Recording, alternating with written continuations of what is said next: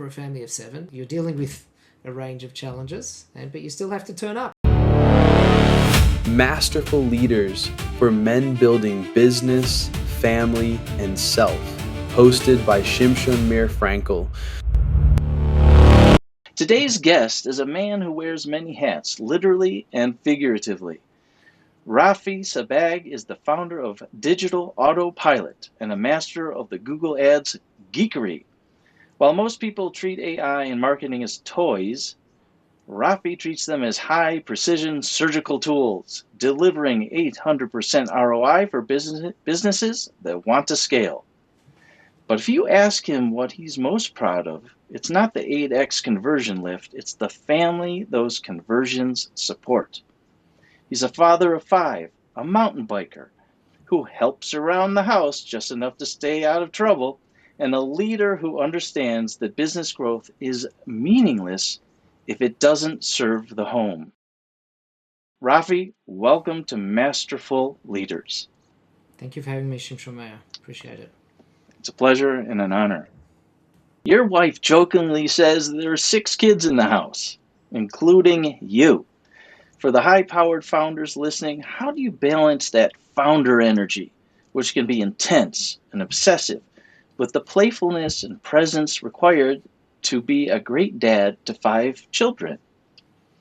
That's a great question. In terms of how I balance my work life and my family life, is that essentially what you're trying to sort of get to? Yeah, that energy that you bring to the boardroom. How do you make that switch, or do you bring that home with you? Maybe that's an option.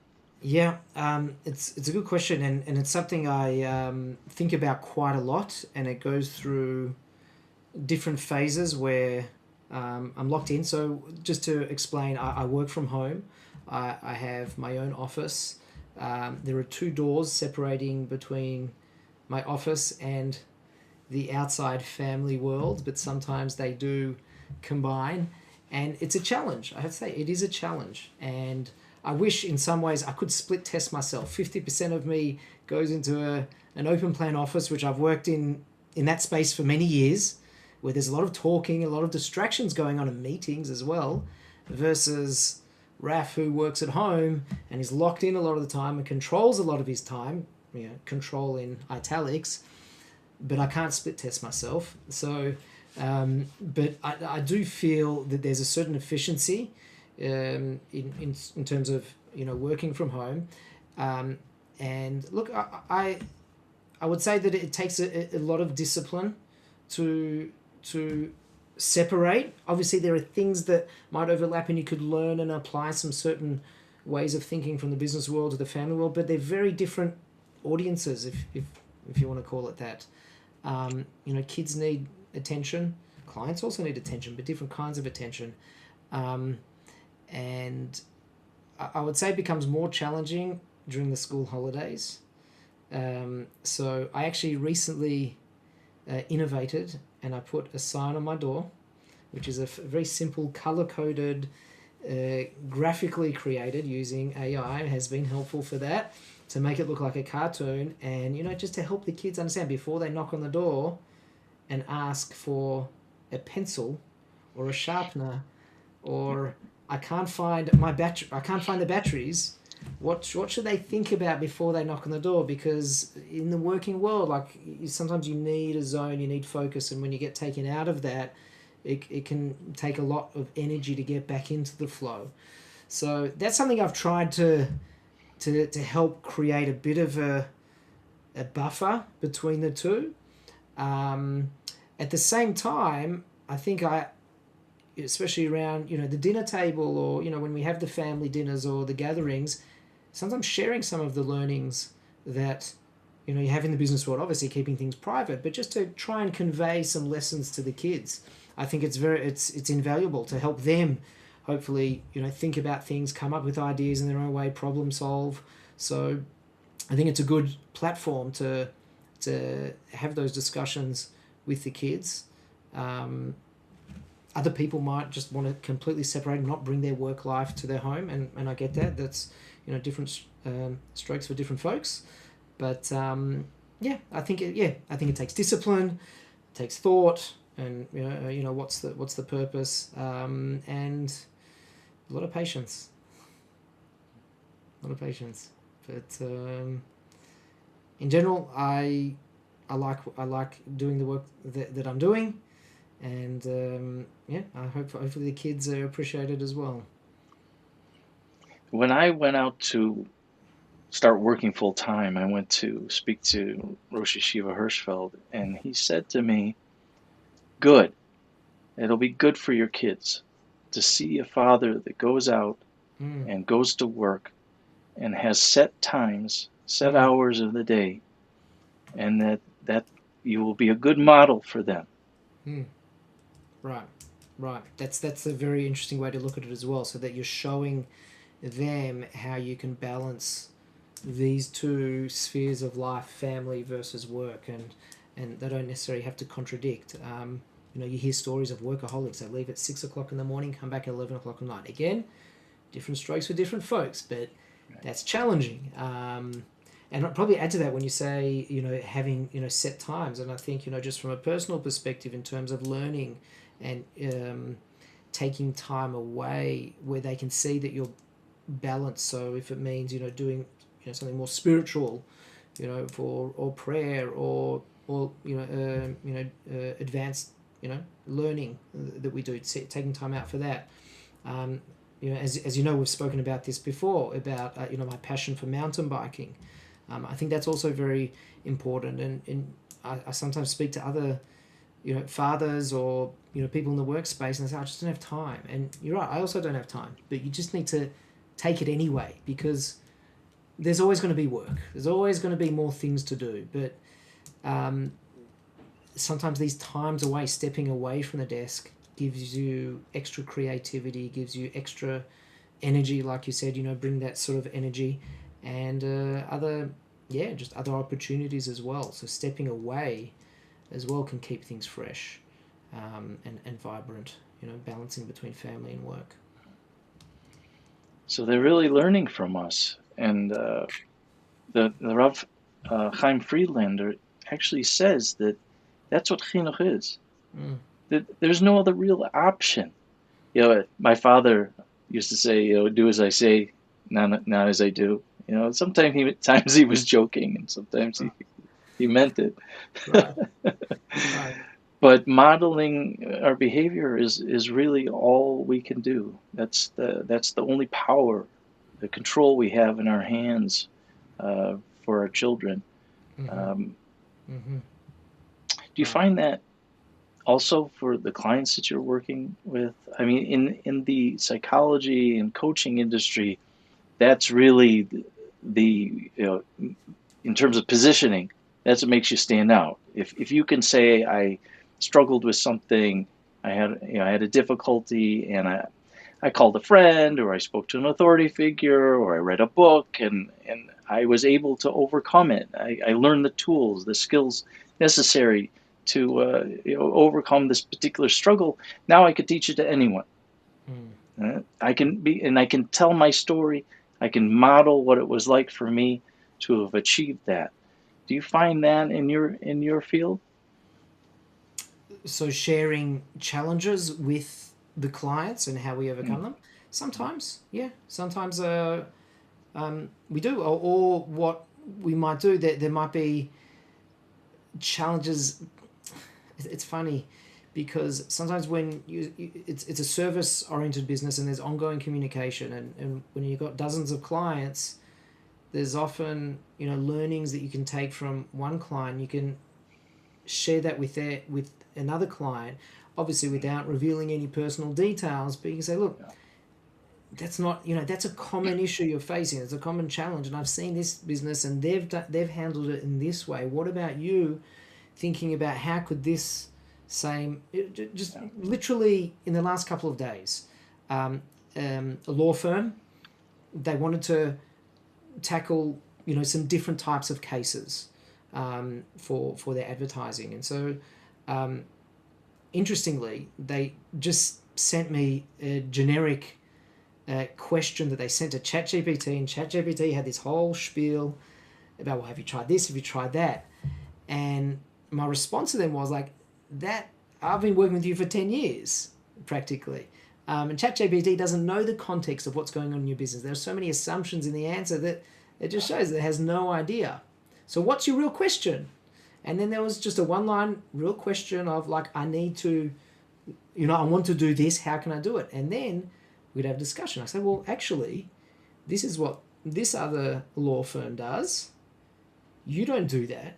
Maybe we could incorporate that sort of, and you could try that out. How does that work for you? That special area of your law, if you work in that special area of law or in something similar, we could try a similar strategy. So it's, I guess, taking the learnings that we might see in other accounts and then trying to share that with the customer to overcome their challenges as well. But it might also sometimes be in our case, if we've got experiences in terms of the digital marketing, and we do have that, and we do share that where possible to try and help them overcome it. And it's, even though we're in the digital marketing space, I still feel, and I speak about this with my business partner quite a lot, at the end of the day, we're in the business of relationships.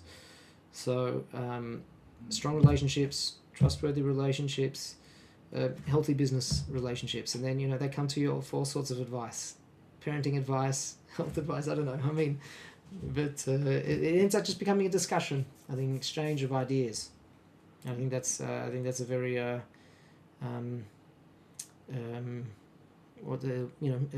enjoyable aspect of being involved in this sort of business. Mm-hmm. That's what's most exciting for me, knowing that business is all about relationships. Exactly. I think it's very important. Very important. You can't have that much of a relationship with a chat prompt or an ATM machine. You can't say thank you. I mean, you can say thank you to the ATM machine. You could say it. Right? But the bank teller, ATM's just like a representative of the broader change of, moving from humans to technology. But a bank teller, you could have a relationship, you get to know them, and they can get to know you, and you can say thank you, you can say have a great day. You can't say that to an ATM machine, or to some turnstile in the subway, and you just tap your ticket and just walk on. So it's, how's that affecting us? How's that affecting our thinking in terms of gratitude and connection and whatnot? Probably is more ways than we want, but if we can be conscious of it, then we can still sort of use the best of what the technology offers, but still focus on the relationships. And I think that's a great strength if you can do that. If you can bring those two worlds and use them purposefully, meaningfully. Yeah, it seems that AI it's not the all end all. It's somewhere you begin, and then you kind of work from there. You start building. It could give you a good idea, give you some type of direction, but it's not the end result. It's not the ultimate goal. Right. It's just a means to start building in a certain area. Does that resonate with you? Yeah, I was thinking the word of like it enables us to do things that we may have not entertained or thought possible before. I don't know who I heard it from, but calculators didn't end the jobs of mathematicians. It just enabled people to tackle more complex problems and maybe faster. So that's the way I see it. There's a lot of doom and gloom about AI, and okay, there's always going to be industry changes and there's always going to be job losses, no matter what the innovation. But I don't know if I'm being naive, but I'm a bit more optimistic that it's going to enable us to tackle more challenging problems, just even on just a personal, individual level, things that I may have not thought possible, because I would have had to pay an expert to do that. But I can now, if I've got the idea, I can now use those tools to try and tackle those problems and come up with ideas and solutions, and then hopefully it'll advance. I know it sounds maybe utopian, but advance all of humanity. But we need to do our bit. Yeah. So it's becoming very helpful in our business in terms of processes, research, analysis, strategy development, creative ideas. But it still requires work. It still requires thought. You can have amazing actors, but if you don't have a good director to focus those actors and to bring out the best in them, then they're just going to be actors just sitting there waiting to be told what to do. And you can't just tell an actor, hey, just act crazy in front of the screen and pretend you're fighting with someone. No, the director has to give them a sense of passion, a sense of purpose, and help them get into the mindset of the character. So I would say that that's our goal. If we're going to use tools like that, we need to try and teach the tool to come up with much better responses rather than just very generic, superficial responses, if that makes sense. Mm-hmm. You've said that there's a difference between strategic work and tedious work. Is that what you're alluding to, or is that a different line? In terms of using AI tools, Mm-hmm. I don't know if I mentioned it, but I have thought about it, that it has helped me in getting some tedious work done much faster, much faster. Like looking through literally tens of thousands of lines of an Excel sheet and trying to analyze and come up with pivot tables and trying to extract trends or ideas from that can be done so much faster. It's tedious work, and you avoid it if you have to do it manually. So it's enabling us to tackle those challenges and actually overcome them, and then hopefully come up with better results. So yes, it does help in, I guess, tedious things. And again, we're not at the forefront of it. There's a lot more that we could do. We know that there is more that we can do, and we're not doing it, but at least we know that we're not doing it, and we want to do more. But then, also from a strategic perspective, in terms of providing information from a much wider range of sources, to then use that information to extract from that ideas, strategic direction, analysis from the wider industry and other competitors to try and create something. So I think it's really game changing in terms of coming up with ideas and helping us with overcoming tedious processes, for sure. I think it's a great investment if you can, and it doesn't have to be one tool. It can be a range of tools, and you see which one works best for you. Yeah, even on a free level, right? There are a lot of AI platforms that are easily accessible for free. Right, it is easily accessible. We'll see. We'll see what happens in 6 months or 12 months, how they change that, because at the end of the day, they are businesses and they want to be profitable. Right now, we're on paid versions of a few of the tools, because we just feel that it serves us better to have the faster and more. You talk about growing businesses to support teams and families. Was there a specific moment in your own journey where the pressure of providing for 7 people changed how you viewed risk in your own business? Oh, that's a good question. Very good question. How I viewed risk in my own business. I don't know if providing for a family of 7 changed the way I looked at risk in the business, but I think it helps to give me a sense of perspective and maybe some empathy with clients who are also going through similar challenges. Because this morning, for example, spoke to a client, been probably working together for maybe 6 years, and I had no idea what was coming, and they said they've just been acquired by a company from overseas, outside of Australia. I had no idea. And they said that's the reason why I haven't been so contactable. It's been very stressful, late nights, big changes to their life, so that requires a sense of, I guess, empathy and understanding. Like, rather than, well, what about me? What about my business? Things will be okay. B'ezrat Hashem. And it's more, again, goes back to the relationship. So just trying to understand where they're at, what they're going through. They've had a late night. They were up till 3 o'clock in the morning, and we had a meeting scheduled for, later, that day. So understanding that, and I think just being a provider, or a partner in being a provider for a family of 7. It just gives you a sense of resilience as well, because you're dealing with a range of challenges, but you still have to turn up. You're still, I speak about it with the kids nowadays compared to when I was a child. If you skipped school, that was a big thing. Nowadays, it's very casual. It's like, okay, if the kid needs time off, give them time off. And I'm thinking, I'd love time off. I still have to go to work. I still have to show up for the meeting. But anyway, that's the generation we're dealing with. But now, if somebody wants to get in touch with you, do you have certain links you'd like to share with them, or just even right now on video, tell them what's the quickest way? They can go to our website, www.digitalautopilot.com.au. Don't forget the .au for Australia. That's where our headquarters is.